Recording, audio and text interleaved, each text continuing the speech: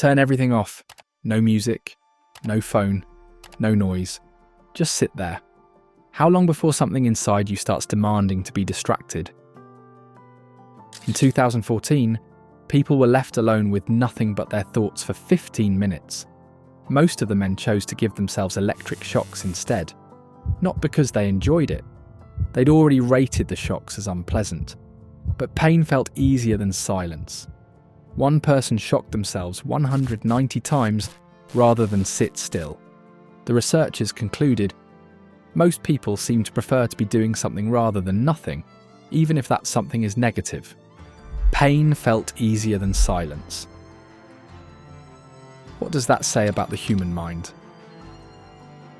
In 1951, composer John Cage entered an anechoic chamber at Harvard, a room designed to eliminate sound almost completely.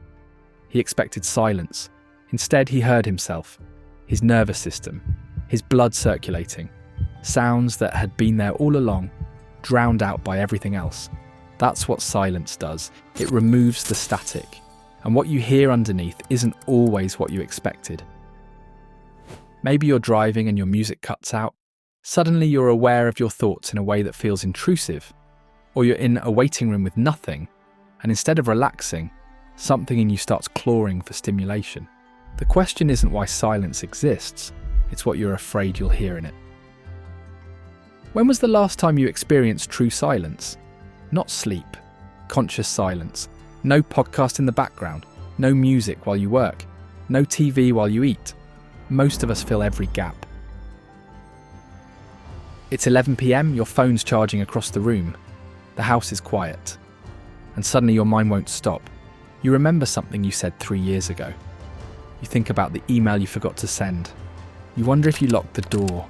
Every thought you successfully ignored all day is now demanding attention. You reach for your phone even though you told yourself you wouldn't. Just to check one thing, that thought you keep avoiding. It's not random. It's the one thing you don't want to look at. The brain does something in silence. It defaults. Neuroscientists call this the default mode network.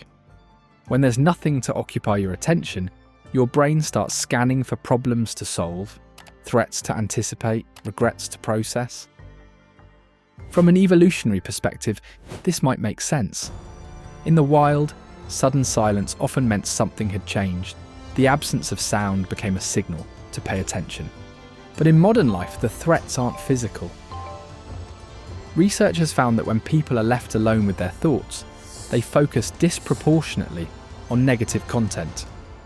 Unresolved conflicts, future anxieties, past mistakes. The brain's negativity bias, which once helped you survive, now just replays your worst moments. Pascal wrote that all of humanity's problems stem from our inability to sit quietly in a room alone. But maybe the problem isn't ability. Maybe it's what we discover when we do. Silence doesn't just make you uncomfortable, it changes what you think you know about yourself. When you're constantly distracted, constantly consuming, constantly engaging, you're operating on autopilot, reacting, responding, performing. In silence, that performance stops. You might discover you're angrier than you realised, lonelier, more uncertain about your life direction than you've been admitting. Silence strips away the narrative you've been telling yourself. This is why meditation is difficult for beginners. People expect peace. They get chaos, worries, resentments, bizarre memories from childhood, random anxieties about things that haven't happened yet. The silence isn't creating these thoughts. It's removing the distractions that were covering them up. And some of those thoughts point to real problems. That job you hate, that relationship that's been fading, that dream you gave up on without ever admitting it to yourself. The thoughts were always there. You just couldn't hear them over everything else. Modern life has engineered silence out of existence. From the moment you wake up to the moment you sleep, something is speaking to you. Notifications, podcasts, music, noise. You are never unaccompanied. Sociologist Sherry Turkle found that people, especially younger generations, report feeling anxious when disconnected from their devices, even briefly. The constant connectivity isn't just convenient, it's become necessary for emotional regulation. Sitting in silence feels like wasting time. There's no output, no measurable result, no progress to track, and every day you avoid it, the thoughts get louder. But here's what no one says. Maybe you're not avoiding silence.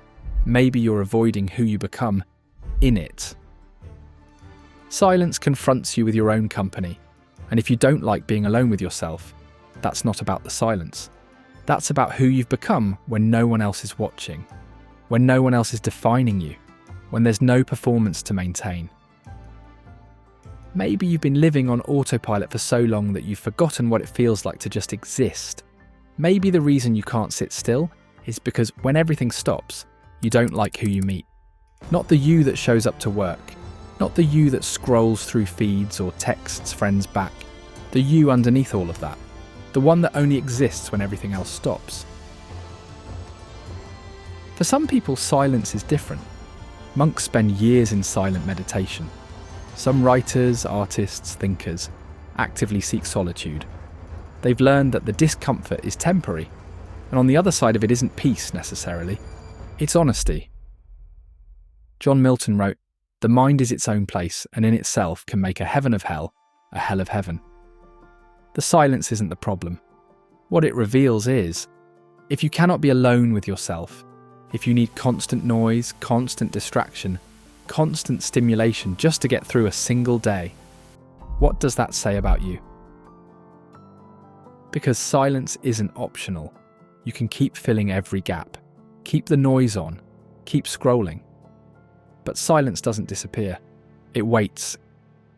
It's there when the signal cuts, in the hospital room at night, in the seconds before sleep, and one day there won't be anything left between you and your own mind.